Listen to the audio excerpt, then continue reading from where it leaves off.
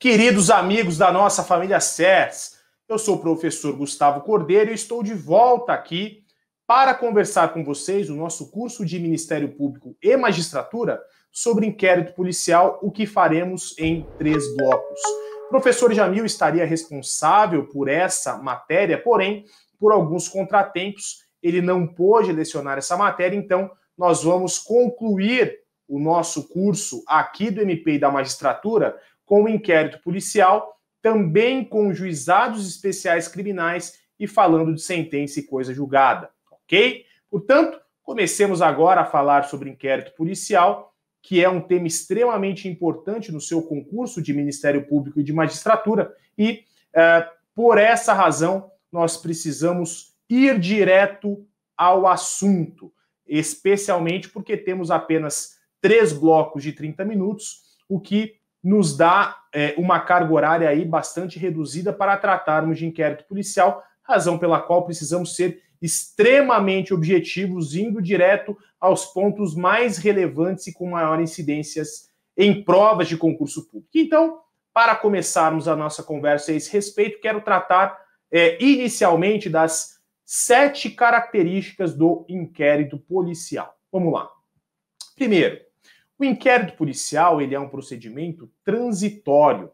O artigo 10 do CPP prevê que o inquérito deverá terminar no prazo de 10 dias se o indiciado estiver preso. Hoje em dia, só é possível que ele esteja preso preventivamente, não é? Até porque a prisão em flagrante ela é uma medida pré-cautelar e ela dura aí no máximo 24 horas, não é isso? E o inquérito policial, em caso de investigado solto, ele tem o prazo de 30 dias, ok? Portanto, é um procedimento transitório, temporário, que tem prazo para ser concluído. Segunda característica é que o inquérito policial é um procedimento escrito.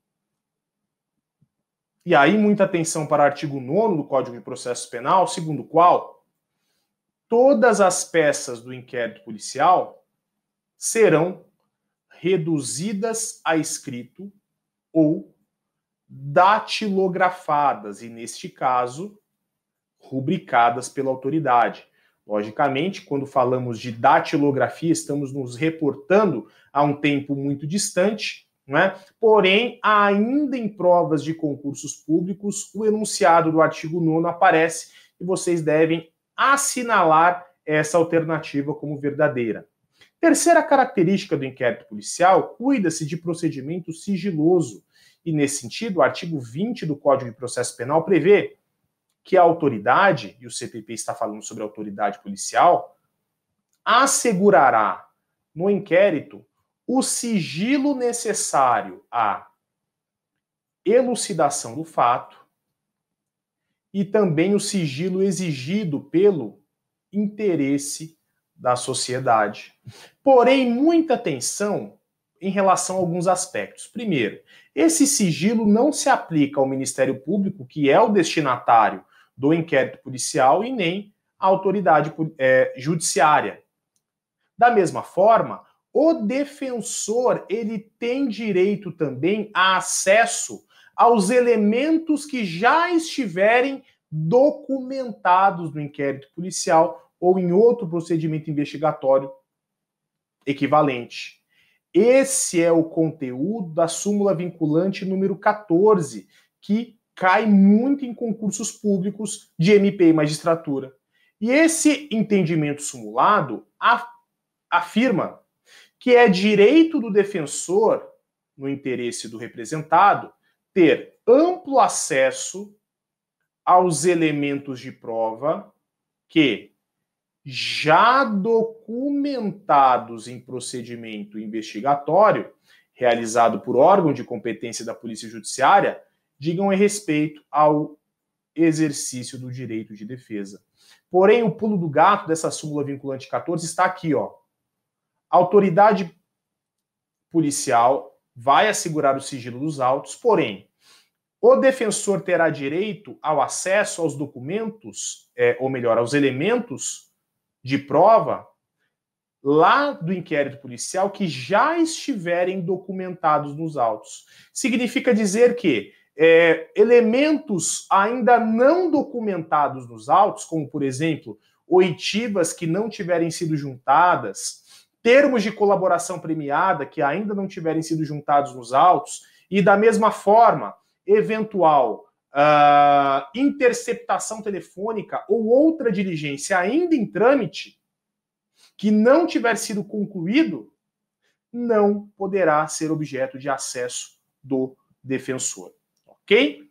Avançando, o inquérito policial ele também é discricionário. Quarta característica do inquérito policial, artigo 14, significa dizer o seguinte: o ofendido ou seu representante legal, portanto a vítima, e também o indiciado, ou seja, a pessoa que está sendo investigada por um fato criminoso, poderão requerer qualquer diligência à autoridade policial. Eles poderão pedir qualquer diligência que possa ser realizada. Porém, essas diligências serão realizadas ou não a juízo da autoridade. Significa dizer que a autoridade policial, ela vai conduzir o inquérito policial de uma maneira discricionária, conforme ele entender, a autoridade policial, que uma diligência ou outra passe a ser necessária. Ou seja, não há um rito pré-estabelecido. Conforme o caso concreto, é que a autoridade policial vai conduzir as diligências deste procedimento. E ofendido e indiciado poderão fazer requerimentos, porém, a autoridade policial vai ou não realizar essas diligências conforme o seu juízo de conveniência e de oportunidade. Além disso, o inquérito policial é um procedimento inquisitório. Portanto, não existe obrigatoriedade de que a autoridade policial observe no inquérito policial o contraditório e a ampla defesa. Isso porque não se trata de ação penal e nem de processo administrativo. Cuida-se de um procedimento administrativo que não pode, de forma nenhuma, conduzir diretamente à aplicação de uma sanção penal. Esse procedimento administrativo apenas tem o objetivo de colher elementos de informação e fornecê-los ao titular da ação penal para dar subsídios ao titular da ação penal sob a viabilidade ou não de uma ação penal. Além disso, o inquérito policial ele é indisponível. O artigo 17 do CPP prevê que a autoridade policial não poderá mandar arquivar os autos de inquérito. Somente o Ministério Público é que pode promover o arquivamento de um inquérito policial, de maneira que a autoridade policial, uma vez que ela instaurou esse inquérito policial, ela não poderá o quê? Arquivar esse inquérito. Ela deverá concluir o inquérito, remeter ao Ministério Público, e aí o MP decide se ele vai ou não promover ação penal. Se ele não promover ação penal e não requerer outras diligências, o MP vai promover o arquivamento e somente o MP é legitimado a isso. Muita atenção, porque falar que o inquérito policial é indisponível não se confunde com a dispensabilidade do inquérito. O artigo 39, parágrafo 5º do CPP prevê que o Ministério Público dispensará o inquérito se ele receber uma representação em que já tiveram sido oferecidos elementos que habilitem o Ministério Público a promover uma ação penal. Por exemplo, se o MP receber os autos de uma comissão parlamentar de inquérito, de uma CPI, ele não precisa requisitar a instauração de inquérito para promover ação penal. Se os elementos que constarem do relatório da CPI já forem suficientes para a propositura da ação penal, é totalmente dispensável o inquérito, ok? Não confunda, inquérito policial indisponível significa que o delegado não pode arquivar de ofício o inquérito. E dizer que o inquérito policial é dispensável significa que o MP, se receber uma representação com elementos suficientes para a propositura da ação penal, ele já poderá promover a ação penal sem a necessidade de requisitar a instauração de um inquérito. Certo? Ok? Muito bem. Desde logo, avançando para o próximo assunto, eu quero falar das formas de instauração de um inquérito policial. Eu quero começar pelos crimes de ação penal pública incondicionada, ou seja, aqueles em que o Ministério Público pode promover a ação penal independentemente do implemento de qualquer condição, como, por exemplo, a representação do ofendido ou a requisição do ministro da Justiça. Na ação penal pública incondicionada, isso não é necessário, havendo elementos suficientes e presentes as condições da ação, o MP tem o dever de oferecer a denúncia. Primeira forma de instauração do inquérito policial é nas ações penais públicas incondicionadas de ofício. Isso porque o princípio da obrigatoriedade que está presente no tema ação penal, ele também se aplica à fase de investigação.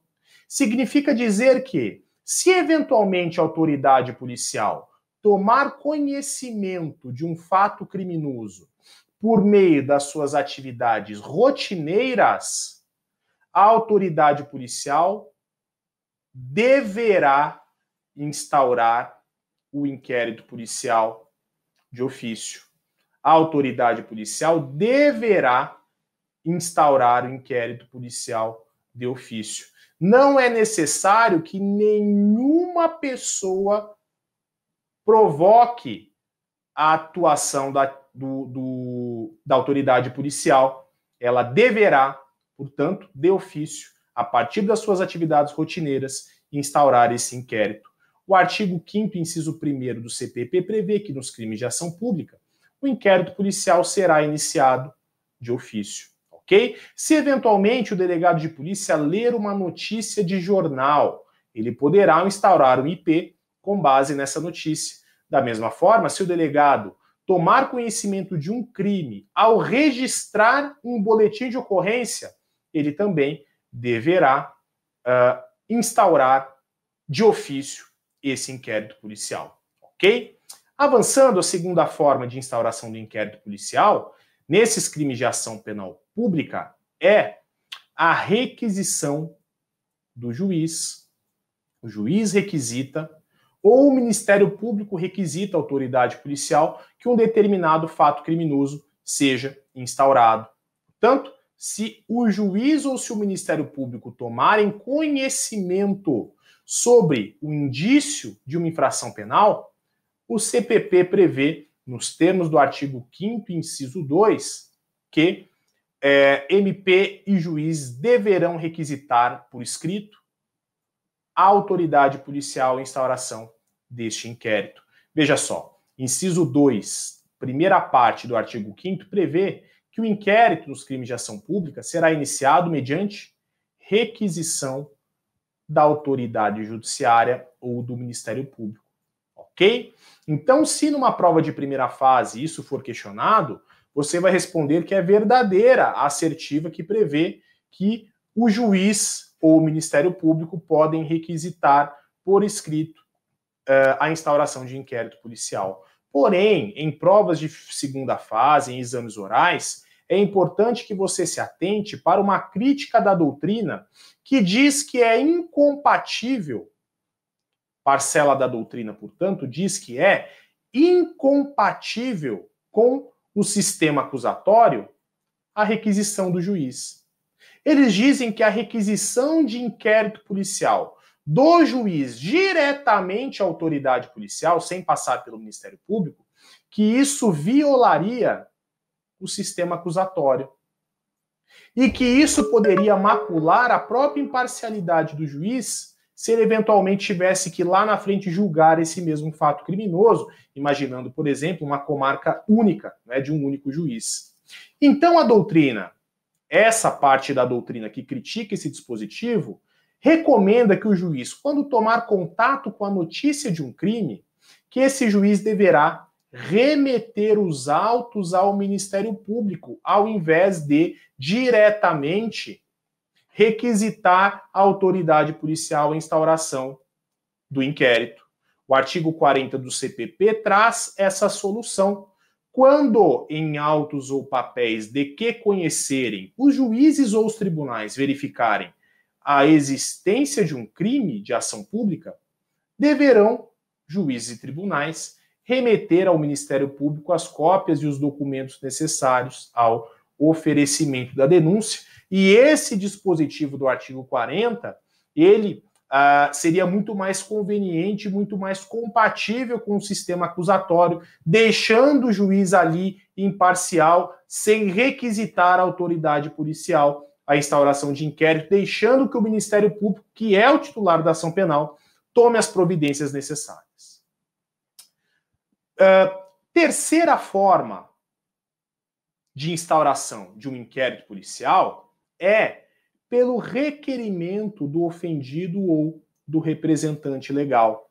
Portanto, se eu fui vítima de um crime, a autoridade policial poderá instaurar um inquérito policial mediante requerimento meu, mediante requerimento da vítima, ou então requerimento do seu representante legal. Isso é o que está previsto no artigo 5º, inciso 2, segunda parte do Código de Processo Penal.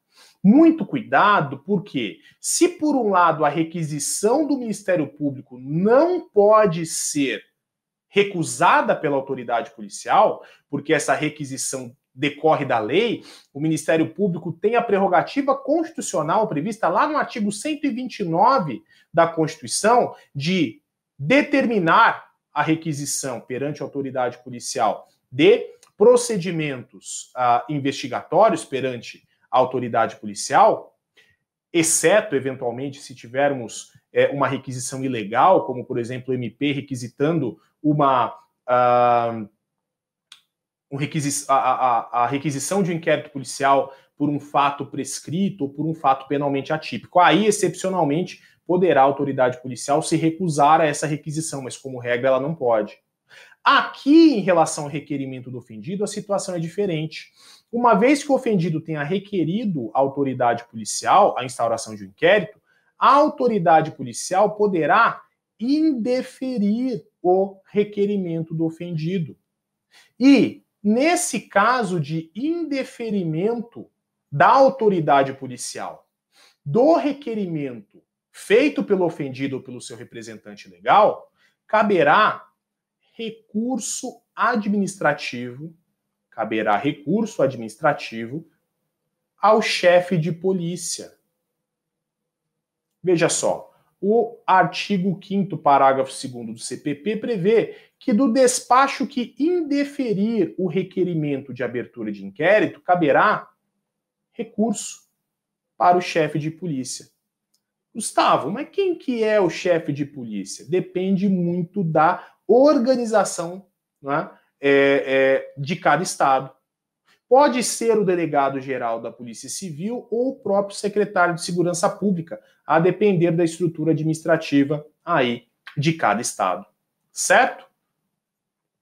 Quarta forma de instauração de um inquérito policial em crimes de ação penal pública incondicionada é a chamada notícia por qualquer do povo, denominada delatio criminis. Qualquer pessoa do povo, em se tratando de crime de ação penal pública incondicionada, poderá comunicar à autoridade policial a prática de uma infração penal.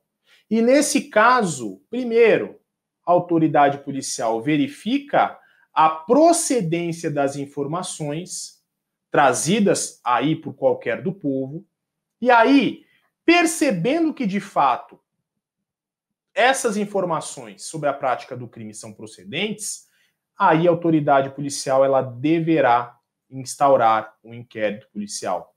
Parágrafo 3º do artigo 5º do CPP prevê que qualquer pessoa do povo que tiver conhecimento da existência de uma infração penal em que caiba ação pública, verbalmente ou por escrito, poderá comunicá-la à autoridade policial e a autoridade policial, verificada a procedência das informações, mandará instaurar inquérito, ok? Essa é a chamada delatio criminis, a situação em que qualquer do povo poderá informar a autoridade policial a prática de uma infração penal de ação penal pública e, por via de consequência, ela fará o quê? Ela comunicará à autoridade policial que, a partir dessa comunicação, poderá ou não, a depender da situação, instaurar o inquérito policial conforme haja ou não essa apuração da procedência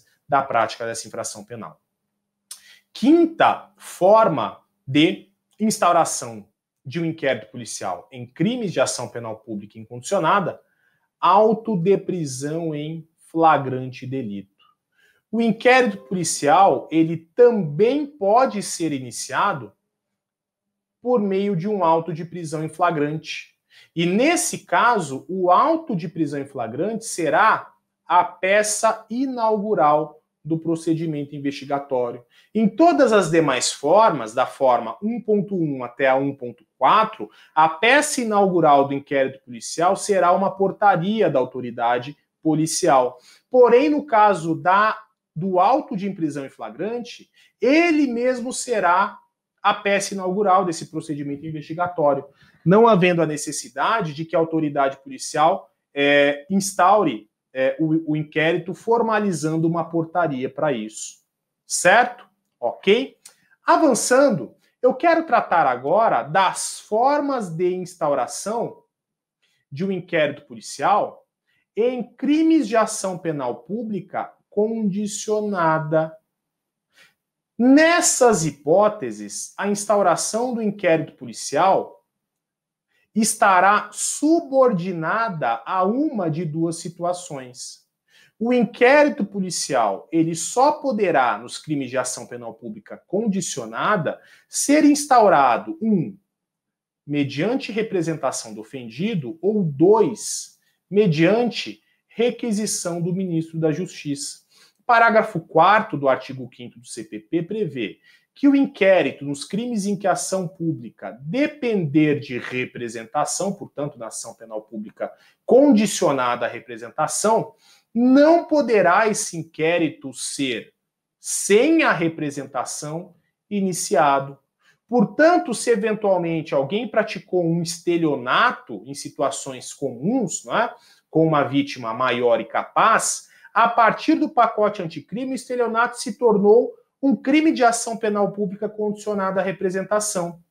Portanto, somente a vítima poderá representar e, a partir de então, a autoridade policial efetivamente instaurar o inquérito. Ou, em situações em que haja crimes contra a honra do presidente da República, nessas hipóteses, nessas situações, também somente a requisição do ministro da Justiça é que permite a instauração de um inquérito policial nessa situação. Não é possível, nessa hipótese de ação penal pública condicionada, a instauração do inquérito de ofício pela autoridade policial e nem por provocação de qualquer do povo. Somente havendo a representação ou a requisição do ministro da Justiça é que poderá o inquérito policial ser instaurado em infrações penais de ação penal pública condicionada. Da mesma forma, em se tratando de crimes de ação penal de iniciativa privada, aí o inquérito policial somente pode ser instaurado por requerimento do ofendido ou do seu representante legal, ou então, em caso de morte ou de ausência do ofendido, pelo chamado CAD, que é cônjuge, ascendente, descendente, irmão. Parágrafo 5º do artigo 5º do CPP prevê que nos crimes de ação privada, a autoridade policial somente poderá proceder a inquérito a requerimento de quem tenha qualidade para intentar essa ação penal privada.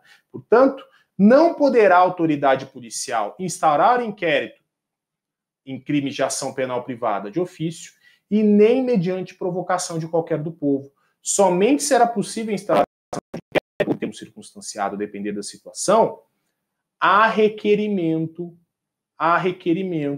do ofendido do representante legal ou do CAD, cônjuge, ascendente, irmão, ou descendente nos casos de morte ou de ausência da vítima. Avançando, para concluirmos a nossa conversa, eu quero tratar com vocês sobre notícia criminis. E o que é notícia criminis? Notícia criminis é o conhecimento que pode ser espontâneo ou provocado por parte da autoridade policial sobre um determinado fato criminoso. E há fundamentalmente algumas hipóteses de notícia criminis indicadas pela doutrina. Primeira é a chamada notícia criminis de cognição imediata, que é a situação em que a autoridade policial toma conhecimento do delito por meio das suas atividades rotineiras. Por exemplo, quando o delegado toma conhecimento do delito pela imprensa ou eventualmente instaurando, ou melhor, registrando uma ocorrência. Então, se ele tomou conhecimento espontaneamente e instaurou espontaneamente esse inquérito de ofício, por as suas atividades rotineiras, essa é uma hipótese de notícia criminis de cognição imediata. Temos também a chamada notícia criminis de cognição mediata ou de cognição provocada, que é aquela situação em que a autoridade policial toma conhecimento de um crime por meio de um expediente escrito. Quando, por exemplo, a autoridade policial recebe uma requisição do Ministério Público, quando ela recebe um requerimento escrito da vítima, ou seja, um expediente escrito que provenha de terceiros, de outros agentes, ela é uma notícia crime de cognição imediata ou provocada. Temos também a notícia crime de cognição coercitiva, que é aquela situação em que a autoridade policial toma conhecimento do crime por intermédio da apresentação de um preso em flagrante. Então, ao lavrar o auto de prisão em flagrante, a autoridade policial toma conhecimento de um crime e essa situação é classificada doutrinariamente como notícia crimes de cognição coercitiva. Caminhando para o fim, temos a chamada delatio criminis, que nada mais é, como nós já vimos, a notícia de crime realizada por qualquer do povo, que é realizada por qualquer do povo, e temos finalmente a chamada notícia criminis inqualificada. Notícia criminis inqualificada, que nada mais é um nome doutrinário para a chamada delação anônima ou denúncia anônima. Ou seja, a comunicação de um crime realizada sem a identificação da pessoa denunciante. E aí a pergunta que eventualmente vai cair no seu concurso é a seguinte: é possível a instauração de um inquérito policial apenas com base em uma denúncia anônima? E a resposta é não. Apenas com base em denúncia anônima não é possível. Porém, até porque a Constituição veda o anonimato. Porém, diante dessa situação, havendo uma notícia criminis inqualificada, havendo uma denúncia anônima que está aí nas mãos da autoridade policial, como deve a autoridade policial se portar, como deve o delegado de polícia agir diante de uma delação anônima em suas mãos. E o Supremo Tribunal Federal, no habeas corpus número 95244, entendeu que a autoridade policial, ao receber uma denúncia anônima, ela deve, antes de instaurar o inquérito policial, realizar diligências preliminares. Para quê? Para averiguar se os fatos narrados nessa denúncia anônima são materialmente verdadeiros. Apurados esses fatos e confirmados esses fatos demonstrados pela denúncia anônima, aí sim, a partir de então, poderá a autoridade policial, depois dessa apuração preliminar, iniciar as investigações instaurando o inquérito policial depois de ter apurado que efetivamente essas denúncias anônimas são pertinentes, ok?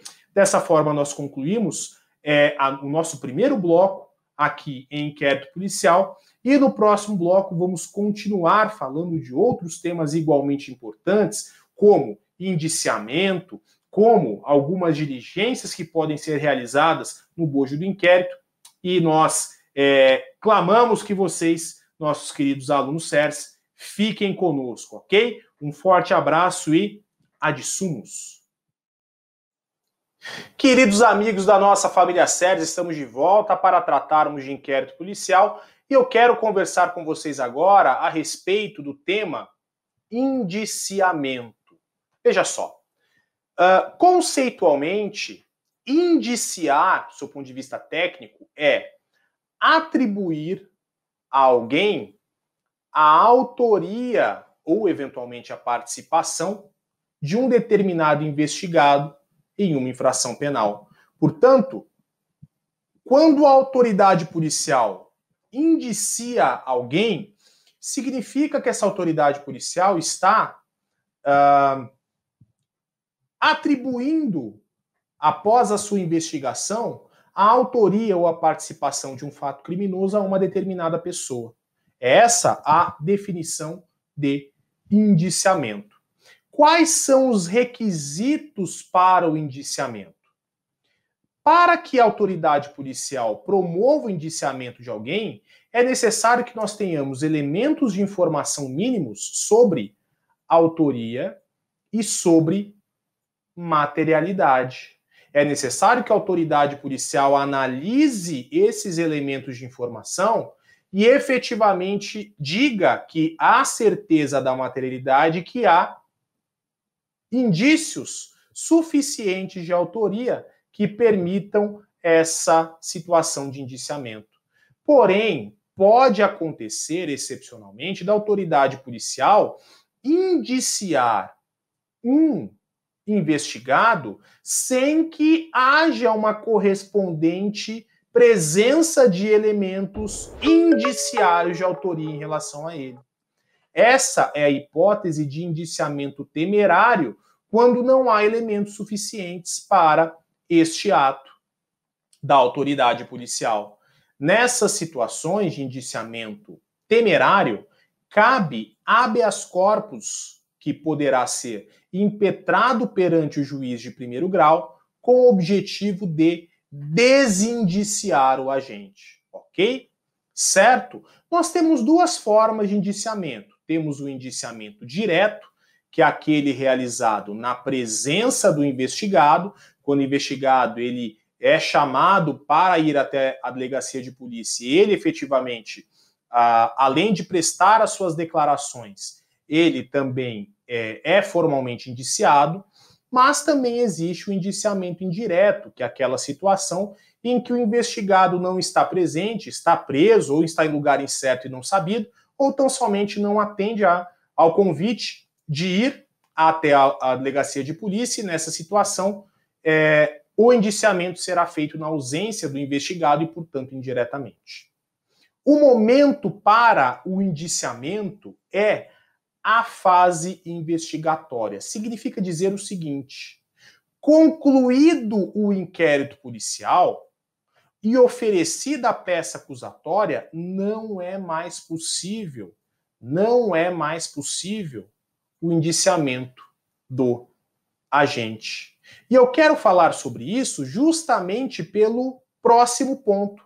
A atribuição para o indiciamento é privativa da autoridade policial. Veja que o artigo 2º, parágrafo 6º da Lei 12.830 de 2013 prevê que o indiciamento é um ato privativo do delegado de polícia. E o STJ, ao se deparar com uma situação de um juiz que requisitou a autoridade policial depois que os autos já estavam em um momento processual da ação penal, o magistrado requisitou para o delegado que fosse realizado formal indiciamento.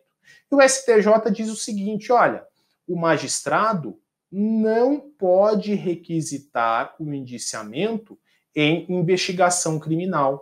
O indiciamento é atribuição exclusiva da autoridade policial. O STJ falou isso no RHC 47984 de São Paulo. Portanto, ainda que posteriormente à conclusão da investigação, o Ministério Público queira requisitar ao oferecer a denúncia que o delegado indicie formalmente o investigado, ou que o juiz determine esse formal indiciamento durante a ação penal, isso não é permitido, segundo a lei e segundo o entendimento do STJ, que deixa claro que o indiciamento é uma atribuição exclusiva da autoridade policial.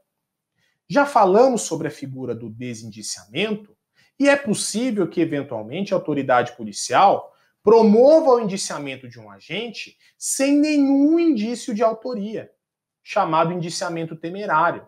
Nessa situação, a jurisprudência tem admitido, portanto, o habeas corpus para fazer cessar esse constrangimento ilegal do indiciamento, determinando o desindiciamento do agente, caso a autoridade judiciária, ao julgar esse HC, entenda que o indiciamento de fato é temerário.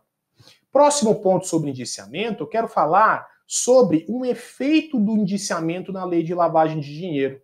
O artigo 17D da lei de lavagem prevê que, em caso de indiciamento de servidor público, este servidor público será afastado obrigatoriamente, imediatamente, sem prejuízo da sua remuneração, até que o juiz competente possa autorizar o retorno desse agente público. Portanto, segundo a lei, se o servidor público for indiciado num crime de lavagem de dinheiro, isso por si só importa no afastamento obrigatório do agente. E ele só poderá voltar se o juiz retornar. Numa prova de primeira fase, se isso cair, diga que essa assertiva é verdadeira. Porém, numa prova de segunda fase, saiba que a doutrina critica muito esse dispositivo, dizendo que ele é inconstitucional, porque ele prevê uma medida cautelar pessoal que é realizada de forma obrigatória, de forma automática, sem que a autoridade policial ou que a autoridade judiciária possa efetivamente analisar se há proporcionalidade nessa determinação, ok? Porém, numa prova de primeira fase, diga que esse entendimento ou melhor, que essa assertiva ela é verdadeira. Bom, falamos sobre o sujeito ativo do indiciamento, que é necessariamente a autoridade policial, e em relação ao sujeito passivo, ou seja, quem pode ser indiciado, em princípio, qualquer pessoa pode ser indiciada, porém, nós temos 3 exceções. Primeira exceção, os membros do Ministério Público. Artigo 41, inciso 2 da Lei 8.625, de 93, que é a Lei Orgânica Nacional dos Ministérios Públicos Estaduais, prevê que é prerrogativa do membro do Ministério Público não ser indiciado em inquérito policial. E o parágrafo único prevê que quando, durante uma investigação, houver indício da prática de uma infração penal por um membro do Ministério Público, a autoridade policial deverá remeter imediatamente os autos dessa investigação ao Procurador-Geral de Justiça, que é quem vai continuar esta apuração. Da mesma forma, os magistrados não podem ser indiciados. Isso porque, nos termos do artigo 33, parágrafo único do Estatuto da Magistratura, Lei Complementar 35 de 79, quando houver indício da prática de crime por parte de um magistrado, a autoridade policial remeterá os autos ao tribunal ou ao órgão especial do tribunal para que haja a análise e o prosseguimento da investigação.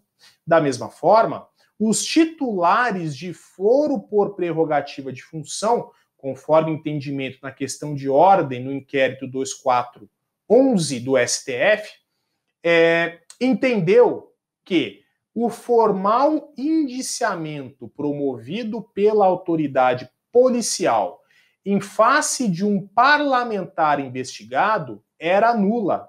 Portanto, não se cogita, segundo esse entendimento do Supremo Tribunal Federal, de uma situação em que titulares de foro por prerrogativa de função possam ser indiciados. Portanto, qualquer pessoa pode ser indiciada, exceto membros do Ministério Público, magistrados e titulares de foro por prerrogativa de função.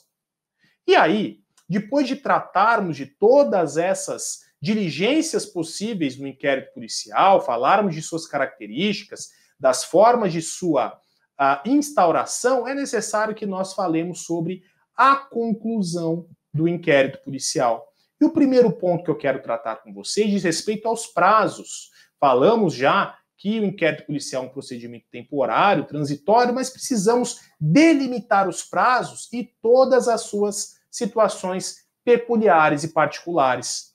O artigo 10 do CPP prevê que o inquérito deverá ser concluído, deverá terminar em 10 dias, se o indiciado estiver preso. E aí, o prazo será um prazo de direito material, contado na forma do Código Penal, do artigo 10 do Código Penal, ou seja, o prazo começa a ser contado do dia em que a prisão for efetivamente executada e não do dia em que ela for decretada, certo? Porém, em se tratando de acusado solto, o prazo será um prazo de 30 dias, que será prorrogável por sucessivas vezes, conforme pormenorizaremos no próximo slide. Em relação ao Código de Processo Penal, portanto, em se tratando de investigado preso, o prazo é o prazo improrrogável de 10 dias para a conclusão do inquérito. Se, por outro lado, o investigado estiver solto, o prazo é de 30 dias, que pode ser prorrogável. Em se tratando de inquéritos que tramitem perante a Justiça Federal, o prazo para o inquérito do investigado preso é de 15 dias, prorrogável uma única vez por mais 15 dias. Por outro lado, em se tratando de investigado solto, o prazo é de 30 dias, que pode também ser prorrogado sucessivas vezes. Em relação ao Código de Processo Penal Militar, o prazo para a conclusão do inquérito policial militar de investigado preso é de 20 dias, ao passo em que, se o sujeito estiver solto, o prazo será de 40 dias, prorrogáveis por mais 20. Na lei de drogas, por sua vez, o prazo para a conclusão do inquérito é de 30 dias, prorrogável por uma única vez por mais 30 dias, em caso de investigado solto. Em caso de investigado preso, melhor dizendo. Em se tratando de investigado solto, o prazo é de 90 dias, prorrogável por uma única vez, em caso de comprovada e necessária a prorrogação, por mais 90 dias. Portanto, lei de drogas, 30 mais 30 se preso, 90 mais 90 se solto. Nos crimes contra a economia popular, esteja preso ou esteja solto o investigado, o procedimento deve ser concluído em 10 dias. E, por fim, em se tratando de prisão temporária nos crimes hediondos, se o sujeito estiver preso temporariamente por um crime hediondo, o prazo para a conclusão desse inquérito é de 30 dias, prorrogável por uma única vez, também por 30 dias. Ok? Certo? Muito bem. Avancemos para tratarmos agora da prorrogação dos prazos. Bom, se o investigado estiver solto, o CPP é muito claro no sentido de que o inquérito policial poderá ser prorrogado. Parágrafo 3º do artigo 10 do CPP prevê que, se o fato for de difícil elucidação e o indiciado estiver solto, a a autoridade poderá requerer ao juiz, no caso a autoridade policial, poderá requerer ao juiz a devolução dos autos para ulteriores diligências. E essas diligências serão realizadas no prazo marcado pelo juiz, que, como regra, é o mesmo prazo para a conclusão do inquérito, que é de 30 dias. Nada impede que essa prorrogação seja realizada por sucessivas vezes. E aí, quero trazer um ponto que é extremamente importante, porque diz respeito a uma inovação do pacote anticrime, Lei 13.964 de 2019, que entrou em vigor em janeiro de 2020, e que incluiu o artigo 3º-B, parágrafo 2º do CPP. A pergunta que eu faço é possível a prorrogação do prazo do inquérito em caso de investigado preso? E esse dispositivo incluído pelo pacote anticrime deixa claro que, se o investigado estiver preso, o juiz das garantias poderá, mediante representação da autoridade policial e ouvido o Ministério Público, poderá prorrogar por uma única vez a duração do inquérito, que é de 10 dias em caso de investigado preso, por até 15 dias. Portanto, esse dispositivo prevê que é possível a prorrogação do inquérito policial, inicialmente, que perdurará por 10 dias e será possível, em tese, a sua prorrogação, segundo esse dispositivo, por mais 15 dias, depois dos quais, portanto, ao final desses 15 dias, se a investigação não estiver concluída, esta prisão deverá ser relaxada. Porém, muita atenção para esse ponto aqui, que vai afetar também a própria sistemática do juiz de garantias e também a própria sistemática nova do procedimento novo do arquivamento de inquérito policial. Por quê? O ministro Fux, ele concedeu uma medida cautelar na ADI 6298 do Distrito Federal, para quê? Para suspender a eficácia dos artigos 3º-A a 3º-F. E o artigo 3º-B, parágrafo 2º, por via de consequência, ele também está suspenso por essa medida cautelar do ministro Fux nessa ação direta de inconstitucionalidade.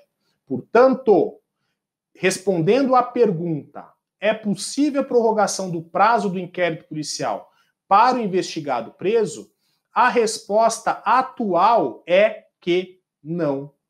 Porque esse dispositivo, artigo 3º-B, parágrafo 2º do CPP, está suspenso pelo ministro Fux.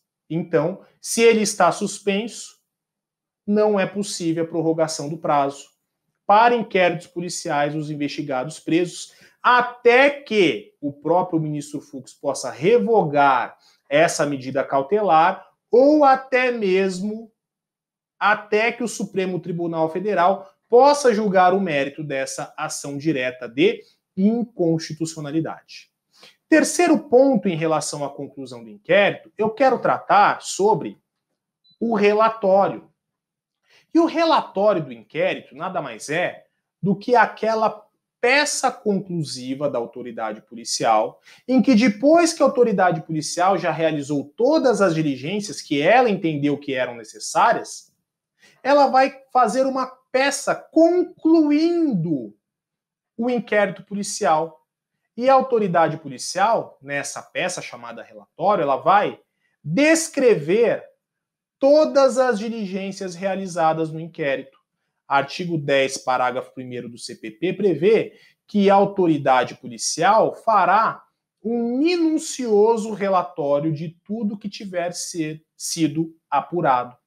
Muita atenção, porque se o inquérito policial ele é dispensável, como vimos no artigo 39, parágrafo 5º, a peça chamada relatório também não é uma peça essencial para o oferecimento da denúncia, ou seja, é perfeitamente possível que o Ministério Público promova a ação penal havendo ou não essa peça chamada relatório.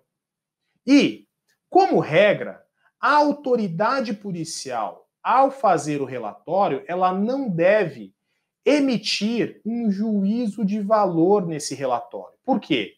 A opinio delicti, o juízo de valor sobre os fatos ali apurados, deve ser formado pelo titular da ação penal, que na ação penal pública é o Ministério Público.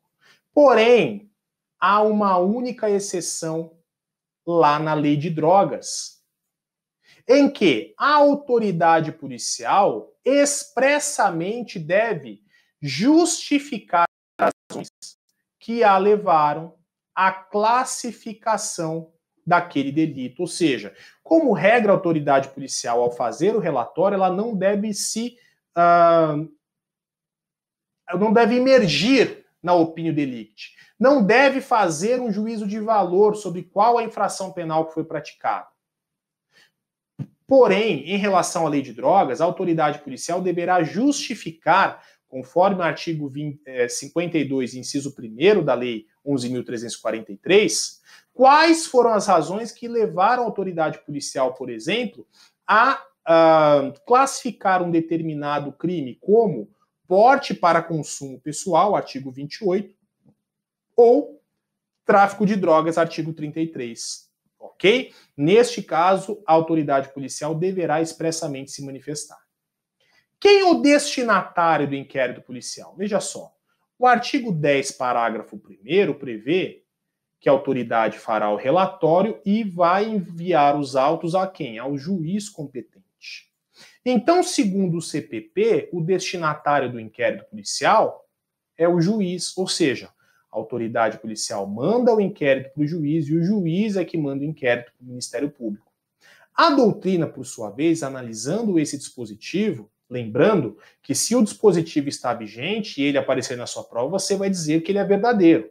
Porém, em uma prova de segunda fase, por exemplo, em uma prova dissertativa, vocês vão dizer que a doutrina recomenda que essa tramitação do inquérito policial seja direta entre a autoridade policial e o Ministério Público, que é o titular da ação penal e que é o verdadeiro destinatário daqueles elementos que foram apurados no inquérito policial.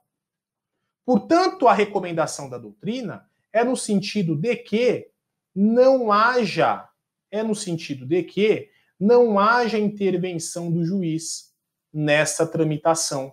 O juiz só vai interferir na fase de investigação, segundo recomenda a doutrina, para aplicar eventuais medidas cautelares. Tanto é que a própria Justiça Federal e alguns tribunais de justiça já autorizam essa tramitação direta do inquérito entre a autoridade policial e o Ministério Público, ok? Inclusive, existe um recurso extraordinário, já com repercussão geral reconhecida, para julgar se é ou não constitucional essa tramitação direta do inquérito policial entre a autoridade policial e o Ministério Público, e nós cremos que o Supremo Tribunal Federal vai julgar constitucional essa possibilidade.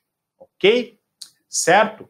Caminhando para o fim do bloco, eu quero falar com vocês sobre as providências que podem ser adotadas, que podem ser tomadas após a remessa do inquérito policial, após a conclusão do inquérito policial e a remessa do inquérito policial ao juízo. Primeiro eu quero falar o que deve acontecer em relação à ação penal privada. E o artigo 19 do CPP deixa bem claro que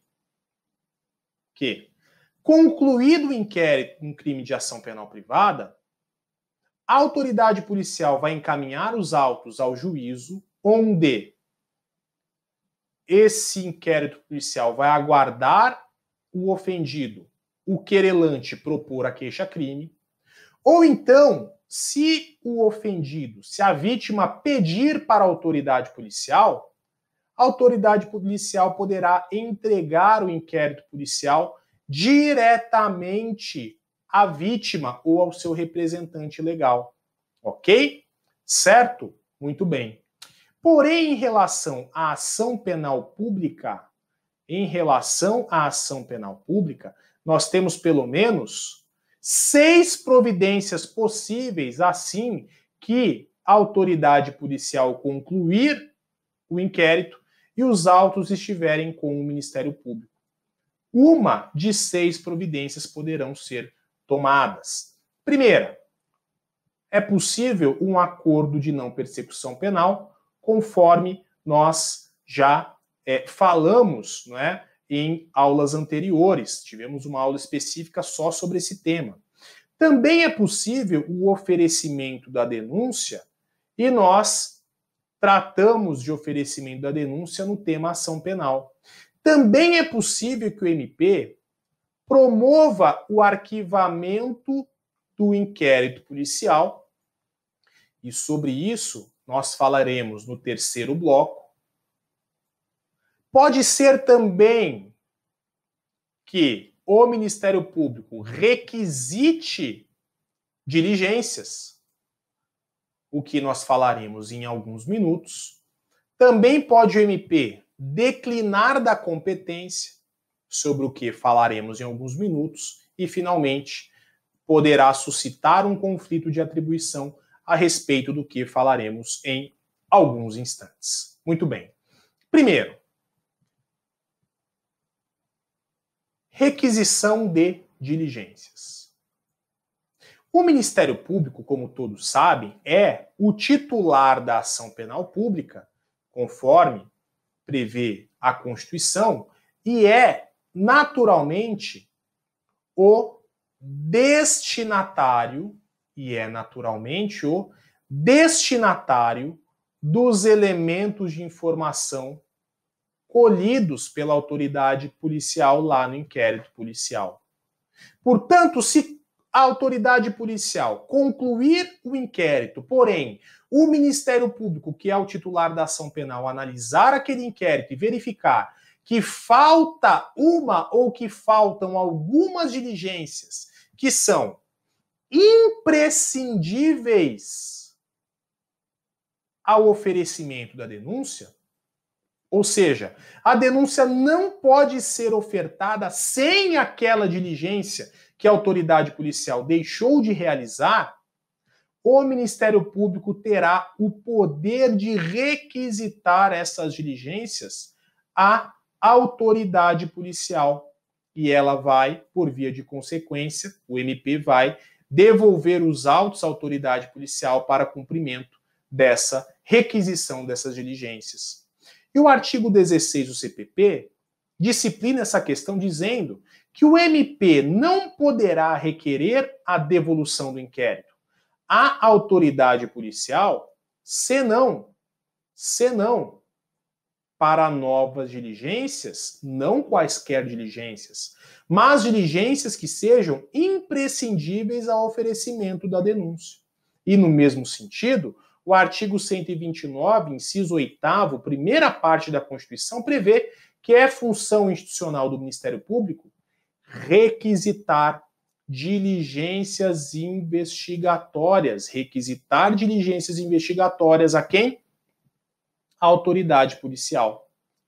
A próxima possibilidade do Ministério Público é a declinação da competência depois que os autos do inquérito policial estiverem concluídos.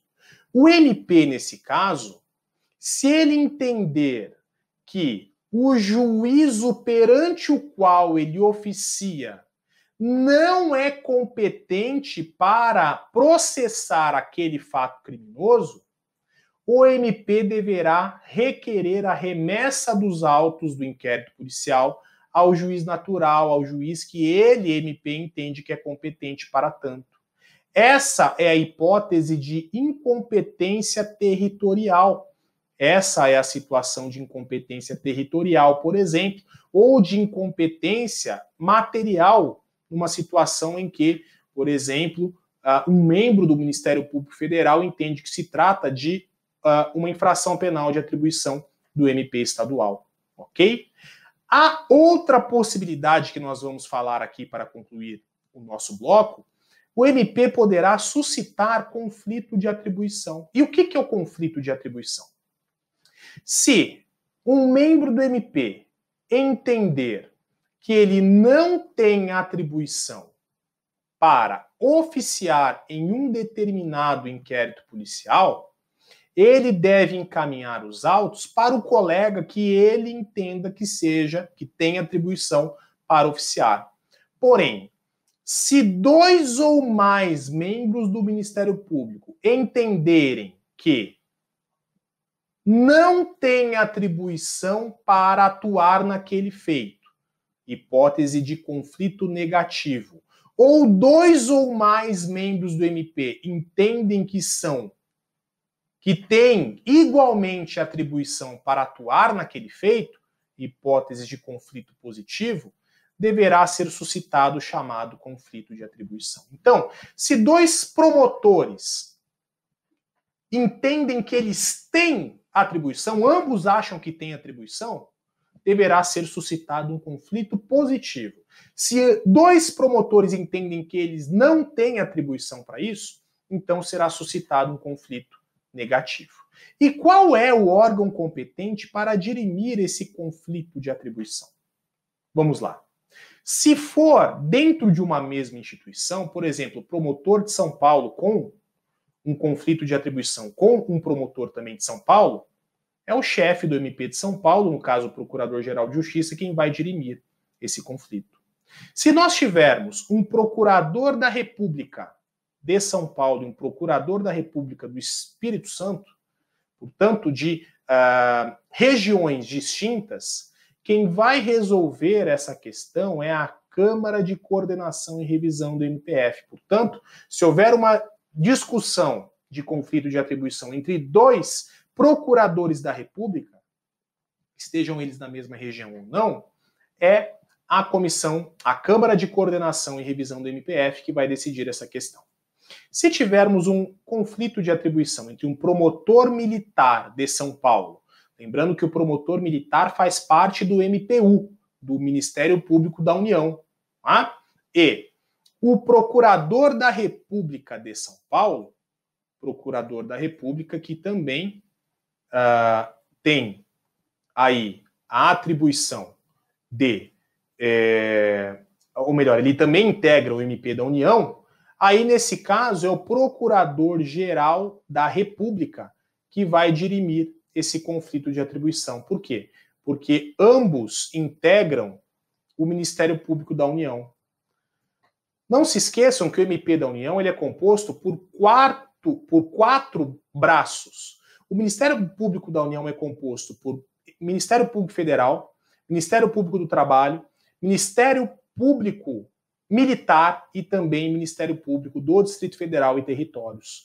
Esses são os 4 braços do MPU e havendo conflito de atribuição entre quaisquer desses entes, uns entre os outros, aí será o Procurador-Geral da República o órgão adequado para dirimir esse conflito de atribuição.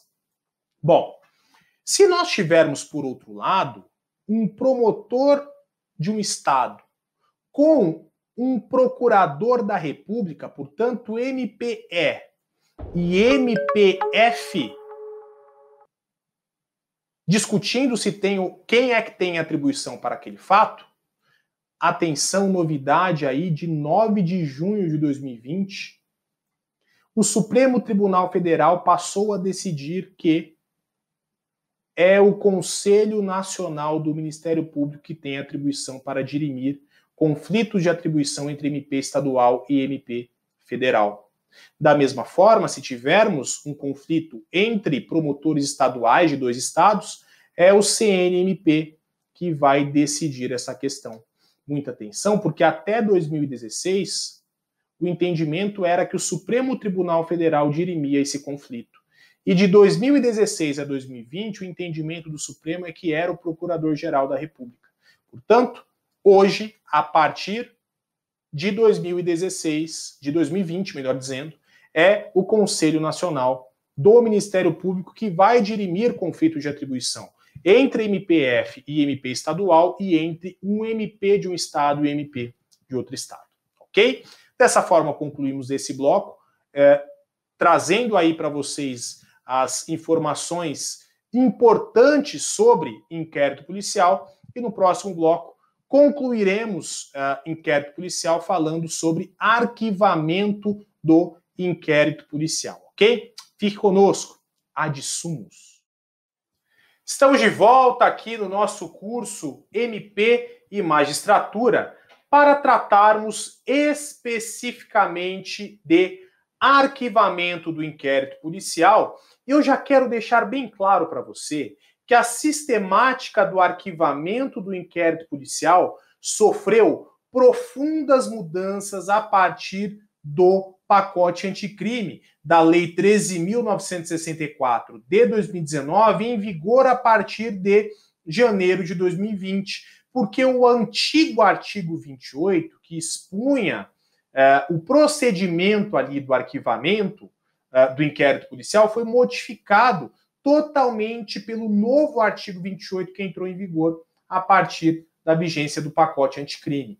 Porém, o ministro Luiz Fux concedeu uma medida cautelar numa ação direta de inconstitucionalidade, suspendendo os efeitos do novo artigo 28, e a consequência disso é a repristinação dos dispositivos do antigo artigo 28 do CPP. Por essa razão, desde logo deixo claro que é importante que você conheça a antiga sistemática do arquivamento do inquérito policial, a nova sistemática de arquivamento do inquérito policial trazida pelo pacote anticrime, os fundamentos da medida cautelar na ação direta de inconstitucionalidade que suspendeu os efeitos do novo artigo 28, dentre outros tantos, e vocês precisam, por fim, compreender que essa medida cautelar concedeu um efeito repristinatório ao antigo artigo 28. Por isso, você precisa conhecer o antigo artigo 28, o atual artigo 28, que está com eficácia suspensa por essa medida cautelar na ADI, sabendo desde logo que o que vige atualmente é a antiga sistemática do antigo artigo 28, e nós vamos trazer todas essas informações para vocês aqui e agora no nosso curso MP e Magistratura, ok?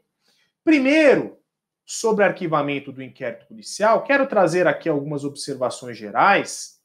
Se no final da fase de investigação o Ministério Público acabar entendendo que não há elementos suficientes para a propositura de uma ação penal, o MP deverá promover o arquivamento do inquérito policial ou de outras peças de informação que eventualmente lhe forem entregues, como, por exemplo, o relatório de uma CPI, que seriam aí outras peças de informação que não receberiam esse nome em iuris de inquérito policial.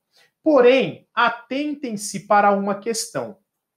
Bom, o arquivamento do inquérito policial, ele é uma atribuição exclusiva do Ministério Público. Se o Ministério Público é o titular da ação penal pública, somente o Ministério Público é quem pode promover o arquivamento de um inquérito policial. Nesse sentido, primeiro, a autoridade judiciária, o juiz, não pode determinar o arquivamento de um inquérito policial de ofício. Isso conforme já decidiu o Supremo Tribunal Federal no HC 88.589. Também, como falamos no nosso primeiro bloco, a autoridade policial não pode determinar o arquivamento do inquérito policial de ofício, conforme prevê o artigo 17 do Código de Processo Penal.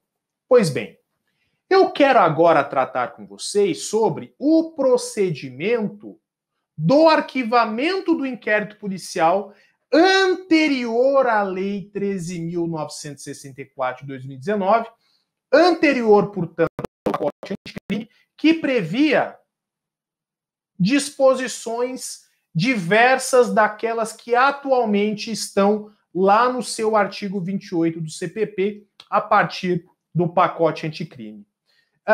O artigo 28 do CPP previa a seguinte redação: se o órgão do Ministério Público, ao invés de apresentar a denúncia, requerer o arquivamento do inquérito policial ou de outras peças de informação, o juiz, no caso de considerar improcedentes as razões invocadas, ou seja, se o juiz entender que não era caso de arquivamento e sim um caso de oferecimento da denúncia, aí o juiz deverá fazer a remessa do inquérito ao procurador-geral.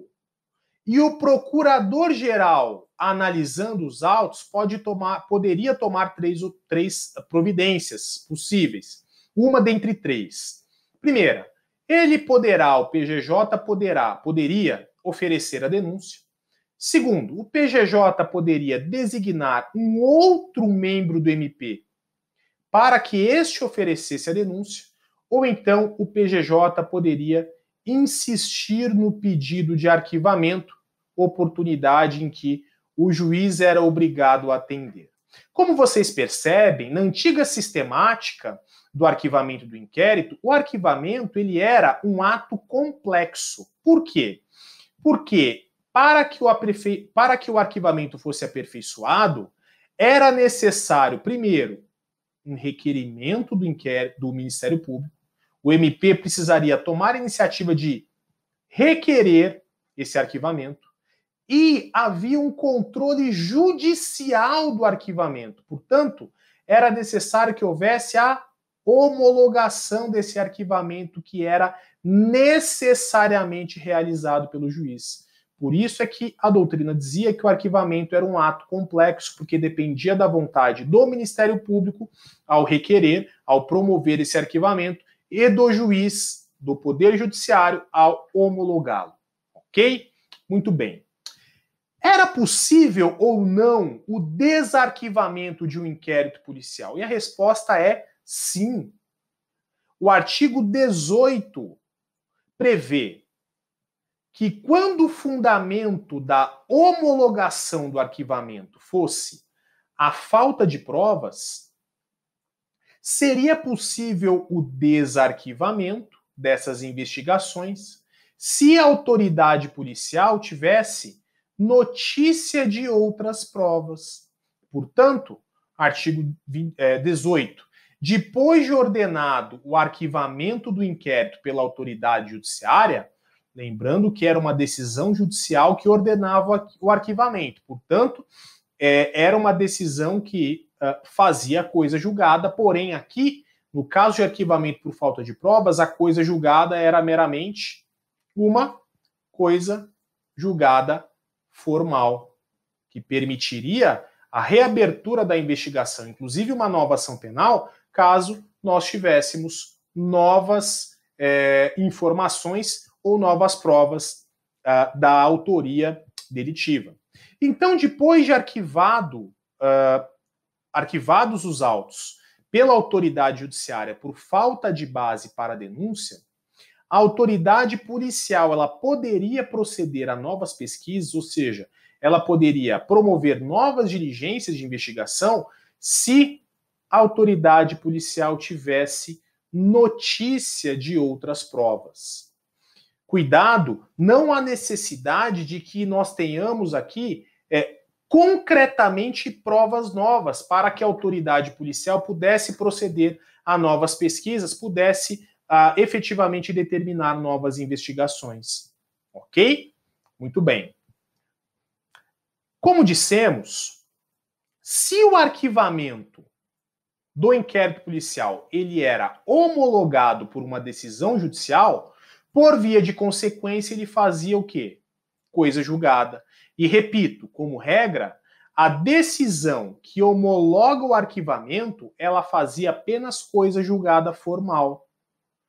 Ela fazia apenas coisa julgada formal. Isso está previsto na súmula 524 do STF, que prevê que arquivado o inquérito policial por despacho do juiz, a requerimento do promotor de justiça, não pode a ação penal ser iniciada sem novas provas. Portanto, se tivesse havido o arquivamento de um inquérito com base na falta de justa causa para a ação penal, por falta de elementos de informação, por falta de provas, ou então, havendo falta de pressupostos processuais, falta de condição da ação, esse arquivamento homologado pelo juiz fazia apenas coisa julgada formal. O que significa isso? Havendo novas provas, ou seja, provas substancialmente novas, provas concretas que não existiam ao tempo do arquivamento, é perfeitamente possível que não apenas haja uma reabertura do inquérito, como é possível também que, havendo novas provas, nós tenhamos o oferecimento de uma ação penal em relação a esses mesmos fatos criminosos, o que, a toda evidência, torna necessária a conclusão de que a coisa julgada era uma coisa julgada formal. Porém, quando o fundamento dessa decisão de homologação do arquivamento enfrentava o mérito, por exemplo, quando o arquivamento tinha fundamento na atipicidade formal ou material, na existência de causas excludentes da ilicitude ou de culpabilidade, ou então por razões que determinam a extinção da punibilidade, aí, nessa situação, a doutrina dizia que esse arquivamento fazia não apenas coisa julgada formal, mas também material, ou seja, essa decisão judicial que homologa o arquivamento impede uma nova ação penal a respeito desses mesmos fatos criminosos. Bom, naquela antiga sistemática, o artigo 28, antigo artigo 28, deixava muito claro qual era o procedimento quando o juiz, ao analisar se homologa ou não o arquivamento promovido pelo Ministério Público, se ele discordasse, havia uma disciplina muito clara sobre o que deveria o juiz fazer. Veja só. Se o juiz se recusasse a homologar o pedido de arquivamento do inquérito policial do Ministério Público, o juiz deveria remeter os autos ao Procurador-Geral de Justiça. Para quê? Para que o Procurador-Geral de Justiça, que é a instância superior do Ministério Público Estadual, pudesse dar a última palavra e decidir. Logicamente, embora o 28 não falasse, no caso do MP federal, a lei prevê que quem decidiria essas questões não seria o equivalente no MPF, que seria o Procurador-Geral da República. E sim, no caso de o juiz não homologar o arquivamento, juiz federal, ele encaminharia os autos, quando a promoção de arquivamento fosse pelo MP federal, o juiz federal encaminharia os autos à Câmara de Coordenação e Revisão lá do MP federal. Ok? Portanto, tudo que eu falar sobre o Procurador-Geral de Justiça também se aplica para a Câmara de Coordenação e Revisão, no caso do MPF. O artigo 28, antigo artigo 28, primeira parte do CPP, previa o quê? Que se o órgão do Ministério Público, ao invés de apresentar a denúncia, requerer o arquivamento do inquérito policial, e o juiz, ao invés de homologar, considerar improcedentes as razões invocadas pelo Ministério Público, o juiz deveria fazer a remessa do inquérito ao Procurador-Geral. Nesse caso, ao juiz era atribuída uma função anômala de fiscal do princípio da obrigatoriedade, ou seja, o juiz vai fiscalizar a obrigatoriedade do Ministério Público de oferecer ação penal sempre que houver justa causa. Então, sempre que o MP deixar de propor a ação penal e o juiz, naquela sistemática anterior, entendesse presente a justa causa para a ação penal, o juiz, ele exercendo essa função anômala de fiscal do princípio da obrigatoriedade, ele encaminhava os autos ao Procurador-Geral, a fim de que este pudesse dar a última palavra sobre o encaminhamento daquele caso. E aí, quando os autos chegam para o Procurador-Geral de Justiça, ou então para a Câmara de Coordenação e Revisão no MP Federal, o PGJ poderá tomar uma de 3 providências. Primeiro, o Procurador-Geral ele pode concordar com o juiz, discordando do Ministério Público, do membro do Ministério Público que ofereceu o arquivamento, e ele, Procurador-Geral de Justiça, pode pessoalmente, em nome próprio, oferecer denúncia no caso. Da mesma forma, o Procurador-Geral de Justiça tem uma segunda possibilidade, uma segunda opção, que é não oferecer a denúncia pessoalmente, mas entendendo que é caso de denúncia, designar um outro membro do Ministério Público para que esse outro membro do MP possa oferecer a denúncia. E muita atenção a 2 observações que eu faço sobre essa segunda possibilidade aqui. Primeiro, o Procurador-Geral de Justiça, por que ele vai designar um outro membro do Ministério Público?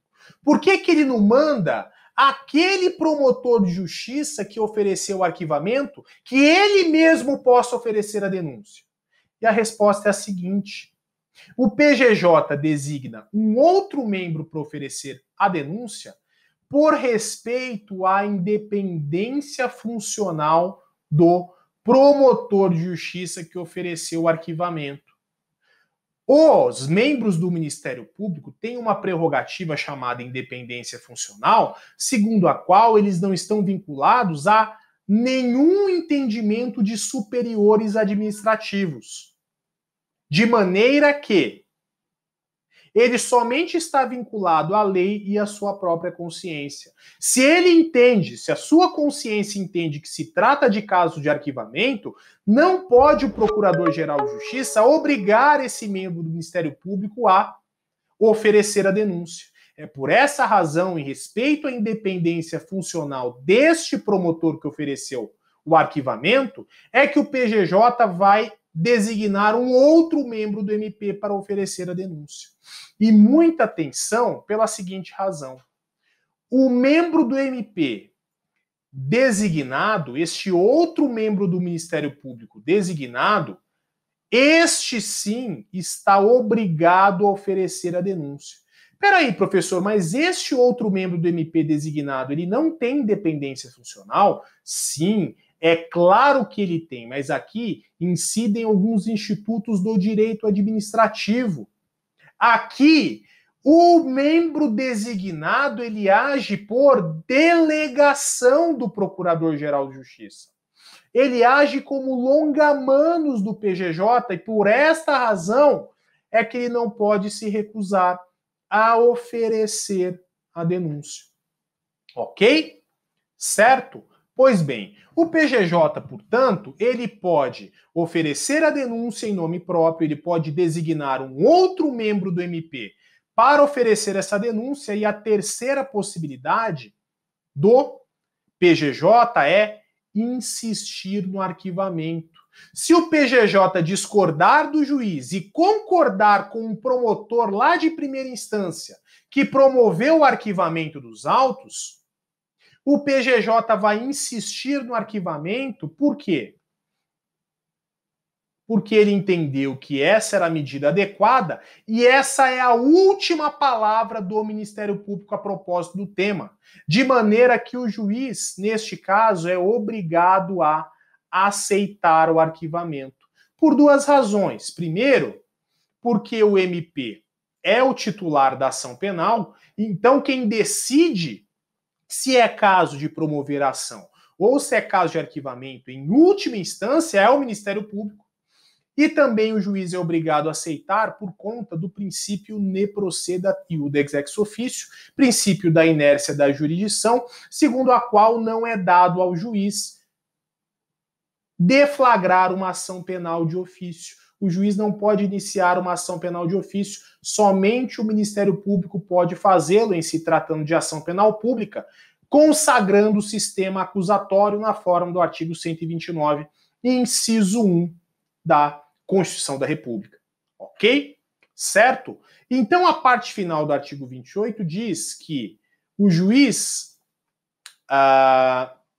encaminhará os autos ao procurador-geral e o procurador-geral poderá oferecer a denúncia. 1. Designar outro membro do MP para oferecê-la. 2. E insistir no arquivamento, hipótese em que o juiz estará obrigado a atender. Ok? Muito bem. Agora, uma vez que vocês já conhecem qual é a sistemática antiga do arquivamento do inquérito policial, eu preciso que vocês saibam quais foram as alterações do pacote anticrime nessa sistemática que trouxe um novo procedimento para o arquivamento do inquérito policial. Portanto, falemos do procedimento de arquivamento posterior à Lei 13.964 de 2019. A disciplina legal do novo artigo 28 do CPP prevê o seguinte: ordenado o arquivamento do inquérito policial ou de outros elementos informativos da mesma natureza, veja só, o órgão do Ministério Público comunicará à vítima, ao investigado e à autoridade policial e também encaminhará os autos para a instância de revisão ministerial para fins de homologação na forma da lei. Primeira observação que nós fazemos sobre o novo procedimento, olhando o novo artigo 28, com nova redação dada pelo pacote anticrime, é a do fim do controle judicial sobre o arquivamento.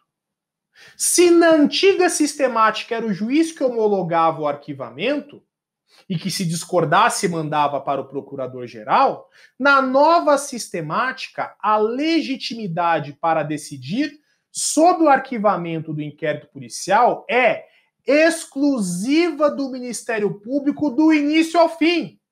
É o MP quem dá a primeira palavra sobre o arquivamento e a última palavra sobre o arquivamento, de maneira que o juiz nessa nova sistemática não mais homologa o arquivamento do inquérito policial. Portanto, cessou a partir dessa nova redação do artigo 28 a intervenção do Poder Judiciário sobre o arquivamento do inquérito. O arquivamento do inquérito é, do começo ao fim, uma avaliação exclusiva do Ministério Público. E isso, sem sombra de dúvida, prestigia o sistema acusatório e também prestigia a própria imparcialidade do juiz. E por via de consequência, se não há mais uma decisão judicial que homologa a decisão do Ministério Público de promover o arquivamento desse inquérito, se não tem mais decisão judicial, por via de consequência, não há mais que se falar em coisa julgada. Porque a coisa julgada, ela é exclusiva das decisões judiciais. E nem se fala em recurso, porque não há que se falar em recurso judicial de decisões administrativas no âmbito do Ministério Público. Falaremos já já que é possível um recurso administrativo do arquivamento do inquérito, porém não há um recurso judicial e nem há coisa julgada. Muito bem. Esse procedimento novo do pacote anticrime previu que, uma vez arquivado o inquérito policial pelo membro do Ministério Público, que atua em primeira instância, esse membro do MP deverá fazer 3 comunicações. Primeiro, o MP deve comunicar à vítima desse arquivamento. 2, deverá comunicar também o investigado. E 3, deverá comunicar também à autoridade policial. E veja só, em havendo comunicação da vítima em crimes individuais contra pessoas físicas ou eventualmente pessoas jurídicas, ou então quando a vítima de uma infração penal apurada por um inquérito policial que for arquivado, quando essas vítimas forem entes públicos, no caso, a União, os estados e os municípios, uma vez que a vítima seja notificada do arquivamento, ou que União, Estado e município, quando forem vítimas de uma infração penal, por exemplo, num crime de dano, ou eventualmente num crime contra a administração pública, quando elas forem notificadas desse arquivamento, se elas discordarem da decisão de arquivamento, é possível que elas interponham recurso administrativo à chamada instância revisora do Ministério Público no prazo de 30 dias. Veja só, parágrafo 1º do Código de Processo Penal, do artigo 28, prevê: se a vítima ou seu representante legal não concordar com o arquivamento do inquérito, poderá, no prazo de 30 dias do recebimento da comunicação, submeter a matéria à revisão da instância competente do órgão ministerial. E da mesma forma, o parágrafo 2º do mesmo artigo prevê que nas ações penais relativas a crimes praticados em detrimento de quem? Da União, dos estados e dos municípios, a revisão do arquivamento poderá ser, logicamente, a revisão do arquivamento pela superior instância, poderá ser provocada pela chefia do órgão a quem couber a representação judicial. No caso da União, a chefia da AGU. No caso dos estados, a chefia da Procuradoria-Geral do Estado. E no caso dos municípios, a chefia da Procuradoria do Município. Ok? Certo? Lógico, o Ministério Público, em primeira instância, necessariamente vai encaminhar os autos para homologação lá perante a instância de revisão ministerial. Porém, se a vítima ou União, Estados e Municípios discordarem, eles poderão arrazoar, provocar essa revisão, trazendo outros elementos, razões pelas quais eles discordam desse arquivamento e pelas quais eles entendem que a ação penal deve ser proposta. E isso tudo será decidido necessariamente pela chamada instância de revisão do órgão ministerial. Ok? Certo? Se nós não temos mais o controle externo do arquivamento pelo Poder Judiciário, nós passamos a ter o controle interno do arquivamento do inquérito policial. Portanto, se antes era o juiz que homologava ou não o arquivamento do inquérito, agora,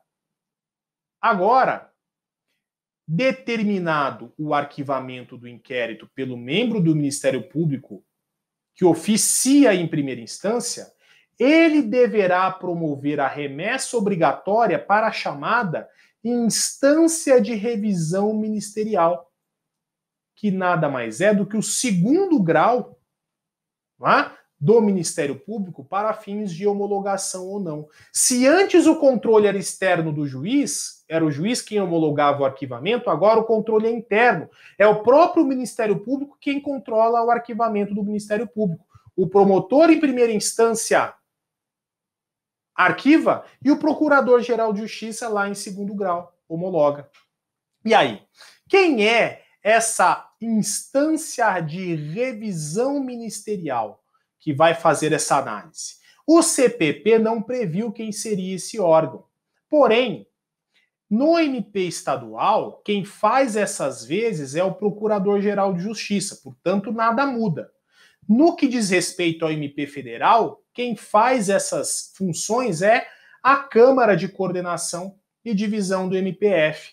Portanto, ainda que a lei não diga, nós indicamos que seriam essas as autoridades que tomariam essas providências. E, logicamente, embora o pacote anticrime, ao alterar o artigo 28, não tenha previsto quais são as providências da instância de revisão ministerial, Ao receber os autos, a doutrina, de forma muito pacífica, confirma que quando a instância de revisão ministerial receber os autos, ou seja, o PGJ do MP estadual e a CCR do MP federal, poderão eles tomar uma de 3 providências. Primeiro, poderão homologar o arquivamento. 2, poderão não homologar o arquivamento e oferecer em nome próprio a denúncia. E, em terceiro lugar, podem não homologar o arquivamento e, como consequência, designar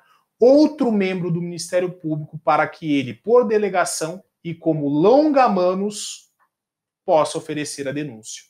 Ok? Muito bem. E agora, eu preciso falar um pouco sobre essa medida cautelar na ADI 6298 do Distrito Federal, que foi concedida pelo ministro Fux em 22/1/2020. O pacote anticrime entraria em vigor no dia 23, com todas as alterações. Porém, o ministro Fux, na tarde do dia anterior à vigência das alterações do pacote anticrime, suspendeu cautelarmente esse novo artigo 28. Ou seja, o ministro Fux, ao conceder essa medida cautelar na ADI 6298, ele suspendeu a eficácia do novo artigo 28 do CPP, ou seja, desse procedimento de arquivamento do inquérito policial vigente após o pacote anticrime. Em poucas palavras, o ministro Fux disse que essas alterações do artigo 28 violavam as cláusulas de prévia dotação orçamentária para a realização de despesas, artigo 169 da Constituição, além da autonomia financeira dos ministérios públicos, do artigo 127 da Constituição. Portanto, a alteração no rito do arquivamento policial, segundo o ministro Fux, atentava contra a prévia dotação orçamentária e contra a autonomia financeira dos órgãos do Ministério Público. E veja só, prossegue o ministro Fux, dizendo que essa alteração desconsidera os impactos sistêmicos e financeiros dos órgãos do Ministério Público e houve uma vacatio legis de apenas 30 dias entre a sanção do pacote anticrime, que foi no dia 24 de dezembro de 2019, véspera de Natal, e o dia em que haveria a vigência desta lei, que é o dia 23 de janeiro, apenas 30 dias, né, entre uma data e outra.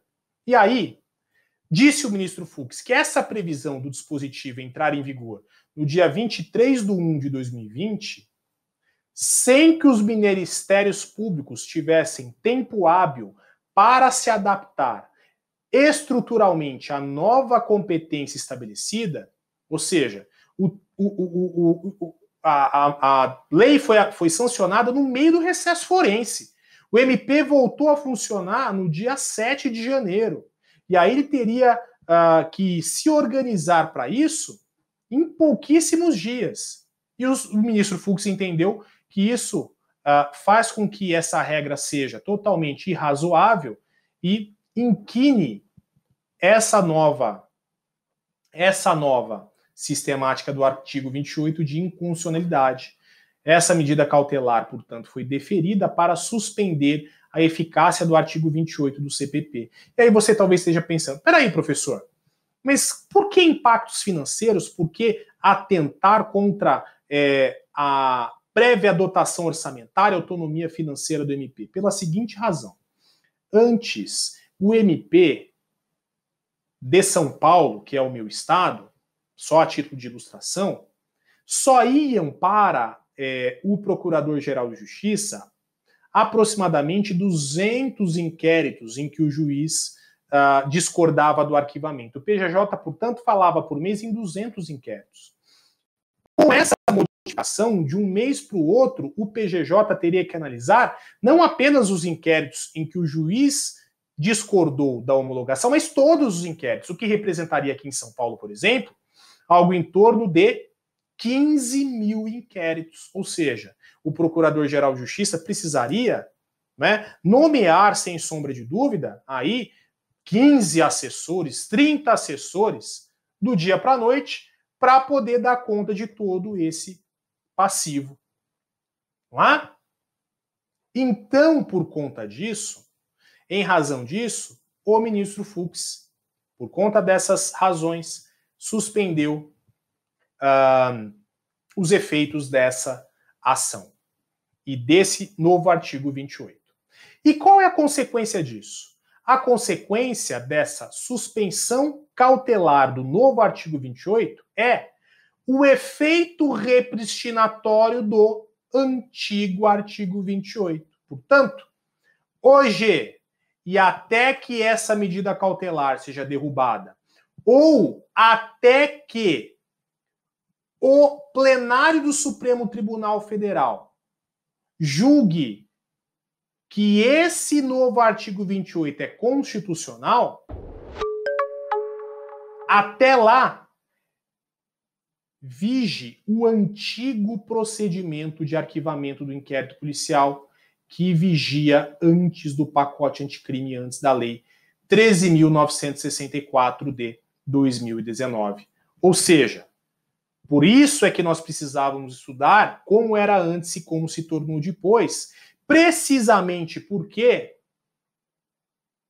embora tenha havido essa modificação legislativa, permanece em vigência a sistemática anterior, em que o juiz é quem homologa o arquivamento, em que há coisa julgada dessa decisão homologatória do juiz, em que o arquivamento se torna e permanece sendo um ato complexo que depende da vontade do MP e da homologação do juiz e todos os seus consectários lógicos. Ok?